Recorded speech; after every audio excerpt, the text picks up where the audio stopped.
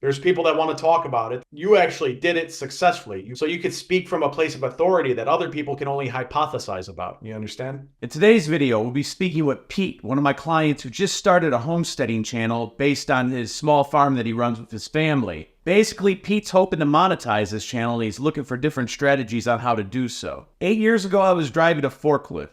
But since 2016, YouTube has been my full-time job. If it's your first time on the channel, my name's Kirk Collins. This is Video SEO Club. I started this channel to help other aspiring creators turn YouTube into their full-time career. And that's exactly what we're going to be talking to Pete about today. So let's take a look at his channel.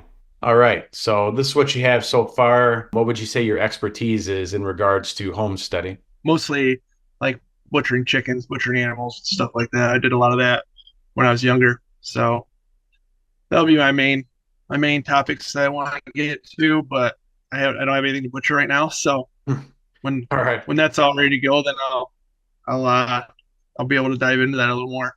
Perfect. So let's see what kind of search depth we have on that. I was already kind of playing in VidIQ a little bit earlier here, maybe how to butcher a chicken. You see that there's already a lot of competitive depth on this at 80% competition, 1,300 overall searches. I was kind of thinking like showing people how to start like a business, like processing poultry, because there's not a lot of competition in the real world with processing chickens and stuff. Maybe butcher business. There's a lot of competition here. Yeah, we got 2,900 searches. The thing about that is this. Yeah, it's a low search, but it's a qualified search. So let's see what's coming up for butcher business. So how to open a butcher business. This is a business channel. These guys look like they started their own thing. So let's look again. This is a year old and it's only got 3,000 views, but they're probably highly qualified views. Now this one, and the only reason I would say that this one probably ranks higher than this one is because this is a business channel. So even though it's got less views, I bet the business channel, I don't know. Well, look at that. This gives you hope here, Pete, because this business channel is probably one of these faceless channels is what it is.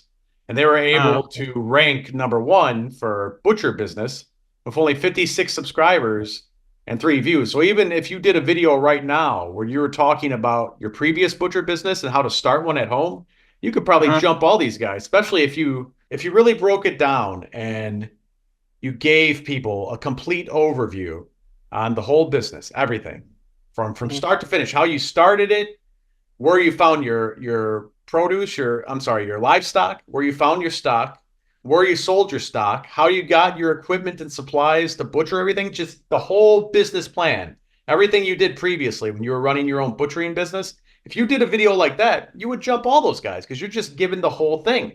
And granted, you might not see a ton of views right away, but they're going to be good views. And these are going to be people that are generally interested in the content that you're going to serve on your channel anyway.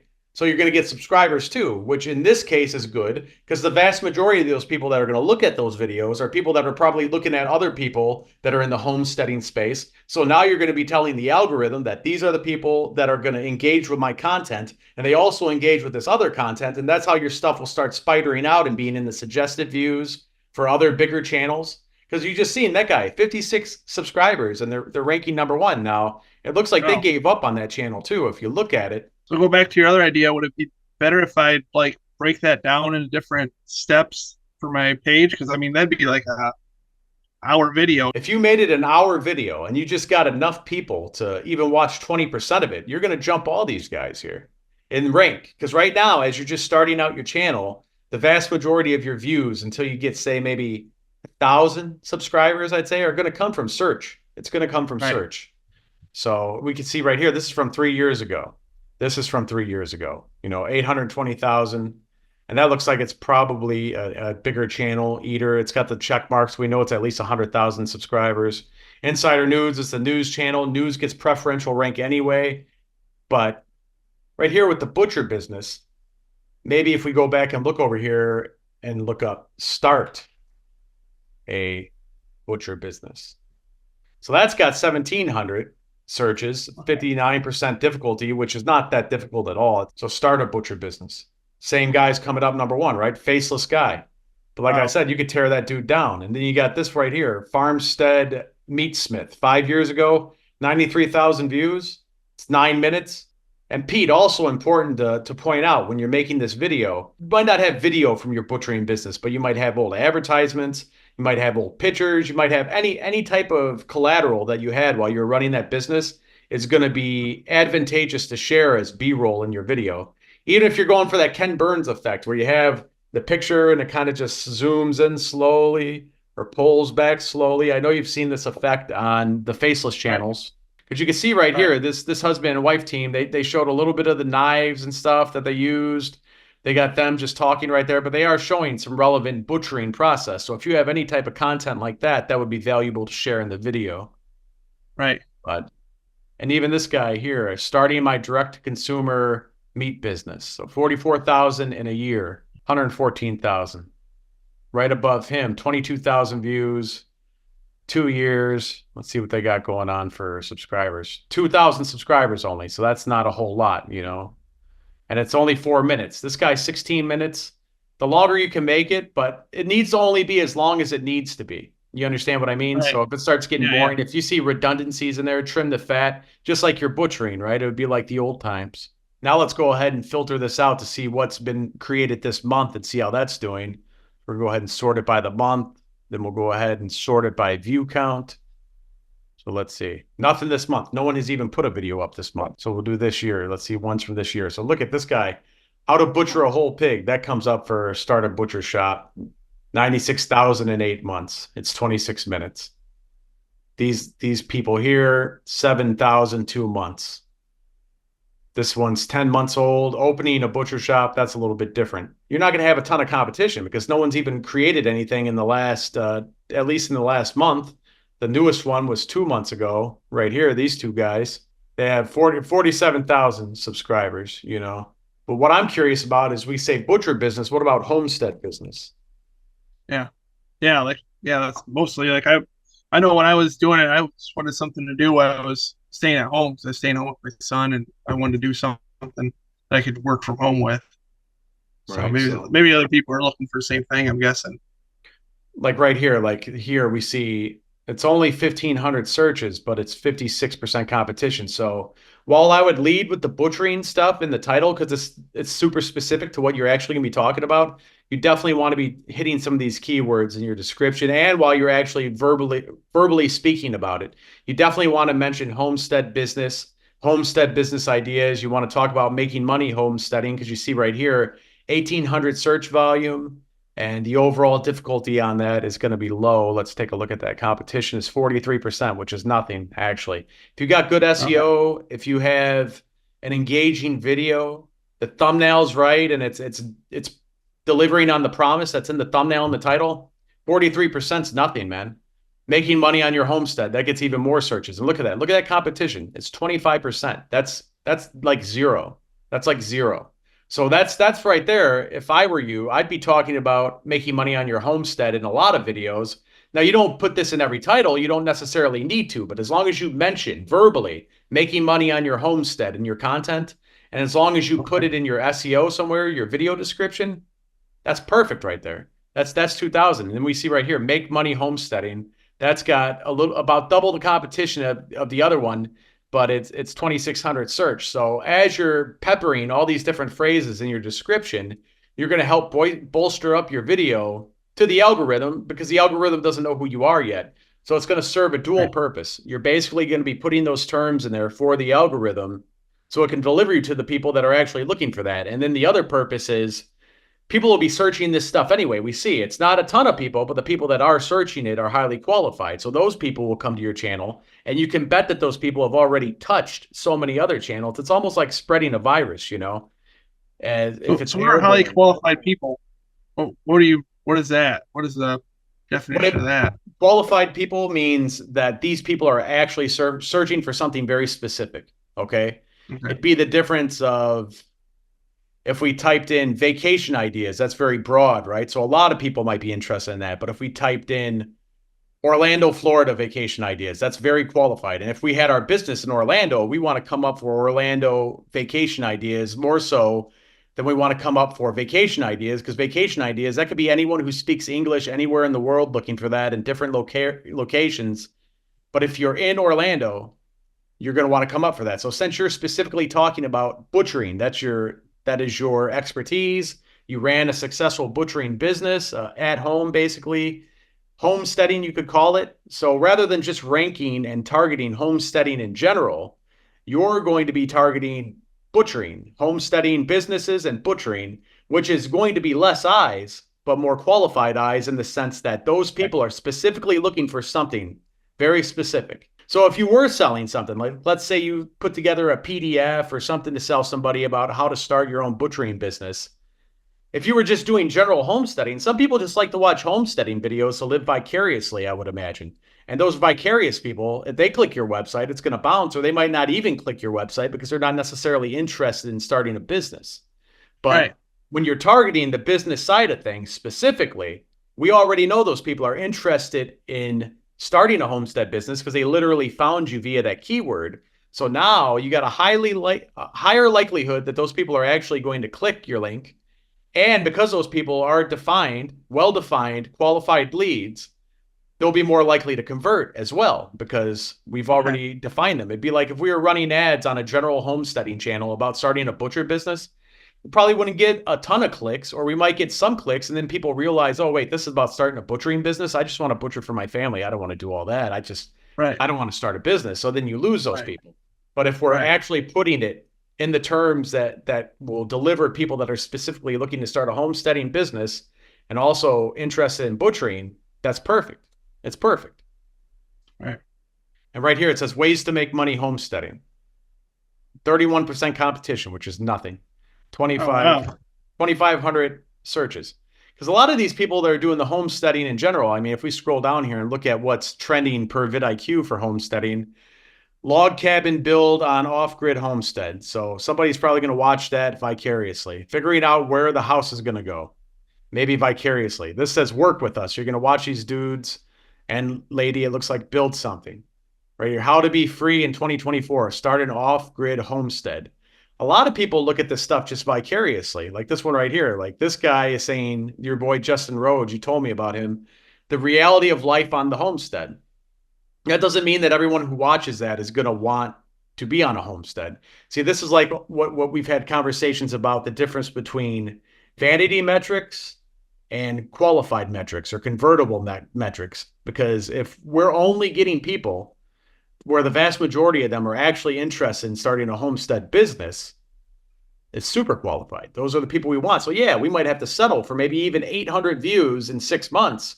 But imagine if all 800 people that watch the video are highly engaged and very interested in starting their own homestead business, then that's your channel. It's already on the way. You might have these people, you might be able to sell calls to these people. Like let's say they want you to advise them and give them some consultancy. That's something you could sell. Put a price on your time and you could do a Zoom with them like I do for SEO. Except in your case, it would be about starting a homestead business because you're knowledgeable about it. You've done it successfully.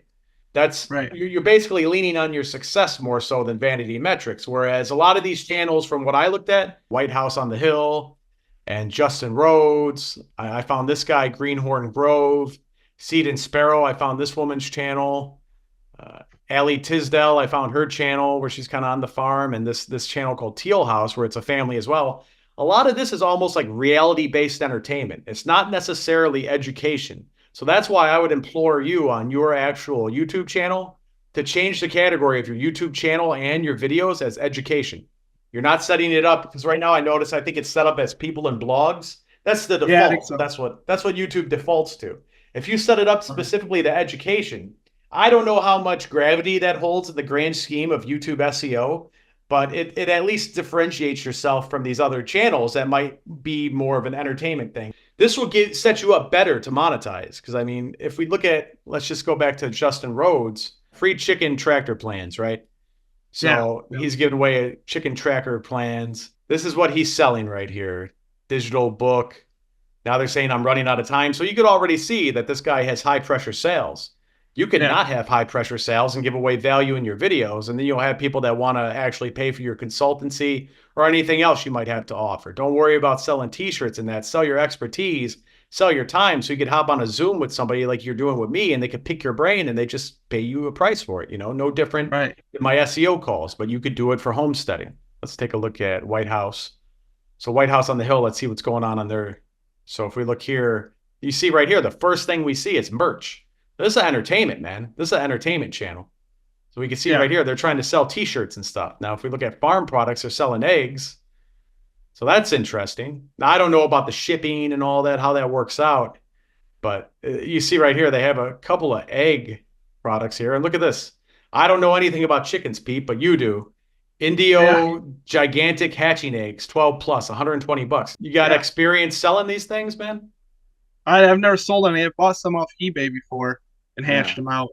I'm just saying, man, right here, I wouldn't see that much. Well, somebody would because they're selling it, you know. And look at, they're all also partnered here with PayPal, so you could actually break it down into 4 interest-free payments of $30. So what I say that for is you won't have any barrier on sales to people that might not be able to crack that 120. It hurts less if you break it into 4, but that's all long-term down the road. But I'm just saying these are how these people are making money. Now, obviously, if we look at their channel stats on this White House farm on the hill, let's see the last 30 days. I think they did quite well. 15 million, it looks like, in the last 30 days. Last week, they did 2 million views. They only put up 1 video. We see what's trending on this channel here. So a lot of these are newer ones, but this one's from 2 years ago. It's all about like eggs. But you see, we tricked our hens into hatching into the rarest baby peacock. So it's entertainment, man. It's all entertainment. But if you're delivering something for a smaller audience, but an audience that might more readily open up their wallets, yeah, you might get less views, might be willing to pay for your expertise for you to help guide them on starting a business. So I think you have some good opportunities. And if you could figure out supply chain in terms of selling the meats that you actually butcher in the videos. I butchered for other people. Like people bring me chickens to butcher. I got into it because I was trying to sell, and I was doing pretty decent selling because I'd send people newsletters. This is back in the day, you know, but I'd send people newsletters, and I'd sell more after the newsletter than I did before, you know, sending out those monthly newsletters, letting people know what's going on in the farm. If we had horses, we had a horse have a baby or goats have babies, I'd put that in a newsletter and tell how the kids liked it and stuff. And, I didn't have to show the kids then, but now YouTube, you kind of got to show everybody. And you don't have to, but I mean, what I would say is this: what you just described as your newsletter, that could be your YouTube channel in addition to your educational videos. But I think those educational videos are extremely valuable because it's going to give you a very core audience that's going to keep coming back, especially if you're really step by step breaking down the entire process, what you do, how you do it, why you do it, when you do it, where you do it, all of that stuff. And it might be very surgical to make that video, and it might take some time on the edit, but what it is it's going to be evergreen. That's going to be there forever. People are probably waking up every day deciding they want to get involved in homesteading, or they have an interest in homesteading. They want to make money with homesteading, and you'll be there. You know, you'll be there in perpetuity with your content. Right.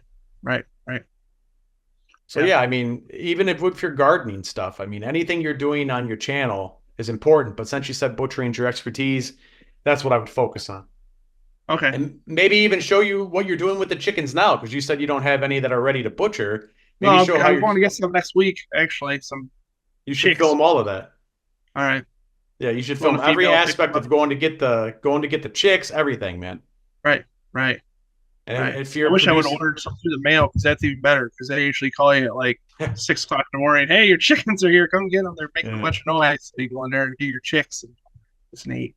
Anything like that, man. And you got to film yourself. Think like television, okay? Think like television. Think about setting up your phone outside of your truck or your car before you get in to film you going in. Think very cinematic in terms of that.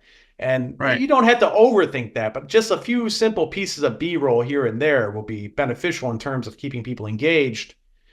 But even the POV, like I said, as long as you're holding your stick, like a selfie stick type thing, or a tripod that you can just hold onto like a tennis racket, be perfect, you know, because it'll be a little bit more stable. You won't have to worry about messing around with that in the software. But it'll give people that entertainment value that they like on the other channels. But since you're actually going to be breaking down the education too, you're kind of going to be melding both audiences. It'll be like cross-promotional almost. I can do that. Sure. It looks like we're almost out of time. About 4 minutes left. You got any questions about anything we discussed? Not really. I mean, that broke down. Did you use that VidIQ? Do you have to have a membership for that to use that?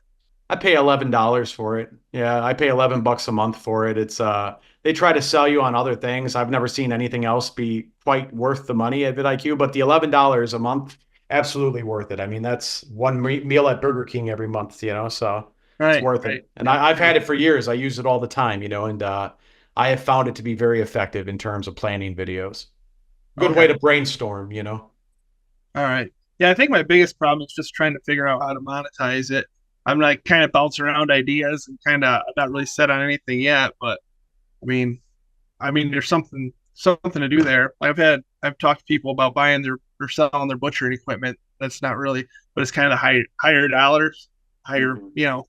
So I don't know if people will really be interested in buying that right now or not. Yeah, I mean, if anything, you're just starting at ground one. You're at Yeah. ground zero, square one. I would say at the end of this video about the butchering, you just offer your email address and say if you have any questions, if you're starting out in the butchering business, Okay. starting to think about monetizing, go ahead and shoot me an email, da da da. And I mean, you could take it from there. I mean, you could put a price on it, you could give value, you could do whatever you want. Um, but yeah, if anything, I would always make sure I answer all the comments and all that. But you're going to be giving Right. people that education. So I guess my hook on the back end for the call to action would be if you'd like me to help you start out your homesteading business, you could reach me at da da da at da da da.com. Right. And I'll be looking forward to hearing from you. Thanks for watching. We'll see you next time on Pete's Small Farm and Homestead. You know? Right. Right. Yeah, I can do that. Yeah. No, That's I think you're going to be very easy. successful with it, man, because there's not a lot of people really with the expertise. There's people that want to talk about it. There's people that want to glamorize it or Right. sensationalize it, idealize it, but you actually did it successfully. You pulled the trigger, you got into business, you did the business, so you could speak from a place of authority that other people can only hypothesize about. You understand? Right. Right. Right. Yeah. Now, should I be looking for like putting these videos out during the season that people are going to be doing these things? Like, should I try to like I there's think put it out if I was going whenever. to butcher deer or whatever, would I wait for deer butchering season and then start I, putting those out? I mean, you could, but I mean, they're going to be up there forever anyway. You've seen those videos that Yeah. are ranking. They're Right. 2 years old. So undoubtedly they probably have higher seasons and lower seasons, just like if you had a Christmas channel or a Halloween channel. But Right. Right. and I just say pull the trigger, get them done, because they're going to sit Okay. there forever. It might not pop off for 6 months, but still, it's already finished. So when that season rolls around, obviously you'll be doing it in season because you're actually going to be orchestrating it most likely. Or maybe you just talk about it hypothetically, but talk about your experience with it. And then when it rolls around to that season, go ahead and butcher yourself something. Right. Right. Right. But Yeah. looks Yeah. like we That's got a to great wrap it idea. up here, Pete. All right, man. I appreciate it. Yeah. All right, man. Good seeing you. That's good info. All right. Thanks. Take care. Talk to you later, man. See ya. If you'd like to have a strategy call with me just like Pete had in this video, go ahead and check out the pinned comment for all the details you need to make that happen. I appreciate you watching the video, and we'll see you next time on Video SEO Club.